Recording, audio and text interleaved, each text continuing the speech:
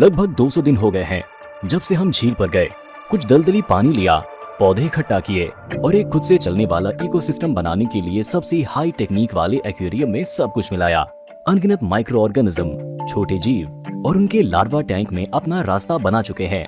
ये बड़े हुए, शिकार किया और आखिरकार एक्वेरियम से बाहर निकलकर उड़ने वाले कीड़ों में बदल गए। बाद में हमने कुछ झींगा और 2 छोटी गप्पी मछलियां पेश की, लेकिन सबसे जरूरी बात ये थी कि हमने उन्हें कभी भी खाना नहीं खिलाने का सोचा था। हमारी थ्योरी के मुताबिक ये एक्वेरियम अपने आप ही जरूरत के हिसाब से खाना और जिंदा जीवों को बनाने में कामयाब होना चाहिए, जिससे मछलियां स्टोर से खरीदे गए खाने पर भरोसा किए बिना खुद से ही खाना खा सकें। वक्त के साथ एक्वेरियम में पौधों की गिनती बढ़ती रही और मछलियों का शेप भी तेजी से बढ़ता गया। भले ही कई लार्वा पतंगों में बदल गए और टैंक से बाहर उड़ गए, लेकिन हमने नीचे की ओर नए जीवों को देखना जारी रखा जो सड़ते हुए पौधे के पदार्थ को खा रहे थे। बर्ताव के मामले में हमारी मछलियां आम पालतू मछलियों से बहुत अलग थी। अगर आपने कभी मछलियां पाली हैं तो आपने शायद देखा होगा कि जब वो किसी इंसान को देखती हैं तो तुरंत कांच या पानी की सतह की ओर तैरती हैं और उम्मीद करती हैं कि उन्हें खाना मिलेगा। हालांकि हमारी मछलियों के मन में खाने के वक्त की कोई सोच भी नहीं थी। ये स्पार्टन हालात में बड़ी हुई थी, जहाँ खाना दिया जाने के बजाय ढूंढना पड़ता था। इसी वजह से ये हमेशा खाने की तलाश में रहती थी, लोगों पर ध्यान दिए बिना या उनसे मदद की उम्मीद किए बिना लगातार खाने की तलाश करती रहती थी। जोंक के घोंगे की आबादी को खत्म करने के बावजूद वो जिंदा रहने में कामयाब रहे। एक दिन जब हमने झील से लेकर इसमें कुछ ताज़ा सबस्ट्रेट और सड़ते हुए पौधे डाले तो हमने एक बहुत बड़ा घोंगा देखा जो अपने आसपास की हर चीज को खा रहा था। हमने सोचा कि अच्छा है कि यहाँ एक ही है, इसीलिए ये बड़े झुंड में नहीं बढ़ेगा। लेकिन फिर हमने पढ़ा कि घोंगे में नर और मादा दोनों प्रजनन अंग होते हैं और कुछ मामलों में वो अपनी आबादी को बनाए रखने के लिए खुद को ही प्रेग्नेंट कर सकते हैं। एक बार हमने एक्वेरियम में अलग अलग दिशाओं में एक छोटा सा पत्ता बहता हुआ देखा। करीब से देखने पर हमने देखा कि ये पत्ता एक ट्यूब में लुढ़क रहा था और इसके अंदर एक छोटा सा जिंदा प्राणी था। सच कहें तो हम सोच भी नहीं सकते कि इतनी छोटी सी चीज एक लंबे पत्ते को इतनी अच्छी तरह से शेप देने वाली बराबर ट्यूब में कैसे घुमाकर इसमें घुस सकती है और अपने लिए एक छोटा बख्तरबंद घर बना सकती है। आपको ये 2 कीड़े याद हैं जिनमें से एक ने दूसरे को बंधक बना लिया था और उसे कहीं जाने नहीं दे रहा था। आखिरकार उन्होंने सुलह कर ली और दोस्त बन गए। अपराधी ने अपने शिकार को छोड़ दिया और उसे आजादी से जाने दिया, लेकिन बदकिस्मती से बड़ा कीड़ा अपने आपराधिक अतीत को पीछे नहीं छोड़ना चाहता था। उसका अगला टारगेट बेचारा लाल झींगा बन गया। हमें उसके लिए इतना बुरा लगा कि हम कीड़े को डांटना चाहते थे या किसी तरह से सजा देना चाहते थे, लेकिन हमें नहीं पता था कि ये कैसे किया जाए। अब बाकी झींगों को और ज्यादा सतर्क रहना होगा क्योंकि एक्वेरियम में असली झगड़ालू लोग आ गए हैं। मछलियां बढ़ती रहीं, ज्यादा से ज्यादा माइक्रो ऑर्गेनिजम्स को खाती रहीं। आखिरकार एक्वेरियम में वो बहुत कम बचे, लेकिन फिर मछलियों ने शिकार करने का एक नया तरीका निकाला। वो नीचे की ओर दौड़ती, सभी तलछट को हिलाती और छिपे हुए माइक्रो ऑर्गेनिज्म को उजागर करती। पानी में लटके ये छोटे जीव बिना किसी मदद के हो जाते और उन्हें देखना आसान हो जाता, जिससे मछलियों को ज्यादा खाना मिल जाता। इस बीच बड़ा घोंगा और भी बड़ा होता गया और कभी कभी ऐसा लगता था कि ये छोटे और कमजोर घोंगों पर हमला करता है। हम समझ नहीं पाए कि ऐसा क्यों होता है, क्योंकि एक्वेरियम में अभी भी सभी के लिए बहुत सारा खाना था। एक और महीना बीत गया और मछलियां पूरी तरह से मैच्योर हो गईं। इनके शरीर बड़े और मोटे हो गए और इनके पंखों में खूबसूरत और चमकीले रंग हो गए। इनकी शक्ल देखकर लगता है कि हमारे पास एक नर और एक मादा है।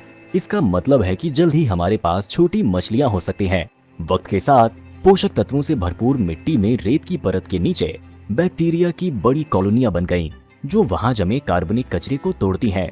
इन बैक्टीरिया की हरकत से गैसें निकलती हैं। ये एक छोटे बम के विस्फोट जैसा दिखता है, इसीलिए अगली बार जब आप झील की सतह पर बुलबुले उठते हुए देखेंगे तो आपको पता चल जाएगा कि वो कहां से आ रहे हैं और ये नहीं मानेंगे कि ये मछली की गैस है। वैसे ये गैसें जलने लायक होती हैं और अमेरिकी मछुआरे अक्सर जमी हुई झीलों पर इस बात का फायदा उठाते हैं। फंसी हुई गैस को जलाकर खुद को गर्म करने या बस मजे के लिए एक छोटी सी आग जलाते हैं।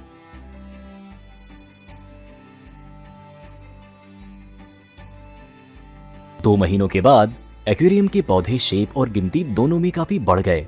हमें अब ये बहुत पसंद है। हमारे लिए ये एक पानी के नीचे के जंगल जैसा दिखता है। इसके अलावा जितने ज्यादा पौधे होंगे उतने ज्यादा जीव इस इकोसिस्टम में पनप सकते हैं। और प्रजनन कर सकते हैं।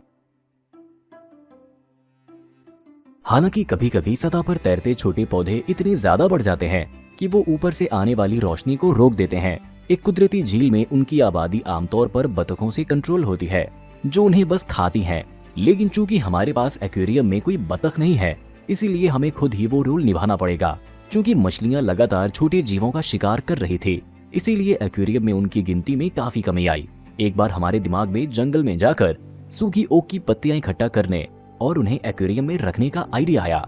ये पत्तियां न सिर्फ सबसे छोटे जीवों के लिए खाने का काम करेंगी, बल्कि उन्हें रहने की जगह भी देंगी, जहां वो हमारी गप्पी मछलियों से छिप सकती हैं। आप यकीन नहीं करेंगे, एक दिन जब हम एक्वेरियम के पास पहुंचे तो हमने ये देखा, ये असली गप्पी मछलियां थीं। ये पता चला कि हमारी मादा प्रेग्नेंट होने में कामयाब रही थी और उसने पहले ही बच्चे को जन्म दे दिया था। हालांकि हम उनमें से सिर्फ 3 को ही देख पाए। मुमकिन है कि बाकी किसी वजह से जिंदा ना बचे हों, क्योंकि गप्पी आमतौर पर लगभग 10 या उससे भी ज्यादा बच्चों को जन्म देती हैं। फिर भी 3 हेल्दी छोटी मछलियां भी एक बढ़िया नतीजा है। ये साबित करता है कि मछलियां न सिर्फ जिंदा रहने के लिए काफी खाना पा सकती हैं, बल्कि जंगली और खुद से काम करने वाले एक्वेरियम में प्रजनन भी कर सकती हैं। अब आखिरी सवाल ये है कि क्या उन सभी के लिए खाना काफी होगा? हमारे बड़े घोंघे और उसके बढ़ने को देखते हुए हमने रेत पर उसके बगल में एक छोटी कौड़ी देखी। कौड़ियां शिकारी नहीं है और बाकी निवासियों के लिए कोई खतरा नहीं है। ये रेत से 2 छोटी नालियों से लैक अपने साइफन को बाहर निकालती हैं और एक इंटरनल पंप को एक्टिवेट करती हैं, जो एक ट्यूब के जरिए पानी खींचता है और दूसरे के जरिए इसे बाहर निकालती हैं। खासतौर पर कौड़ियां एक्वेरियम के लिए एक छोटी कुदरती फिल्टर हैं और जाहिर है थोड़ा एक्स्ट्रा फिल्टर हमारे इकोसिस्टम को नुकसान नहीं पहुंचाएगा। एक दिन कुछ भयानक हुआ। हमने देखा कि नर गप्पी कहीं मिल नहीं रहा। हमने उसे पौधों के बीच बहुत देर तक खोजा। शायद वो जोंक का शिकार हो गया, जिसने पिछली वीडियो में घोंघे पर हमला किया था, या शायद 2 उपद्रवी इस अपराध के पीछे थे। किसी भी मामले में अच्छी खबर यह है कि माधव को पूरी तरह से अकेला नहीं छोड़ा गया था।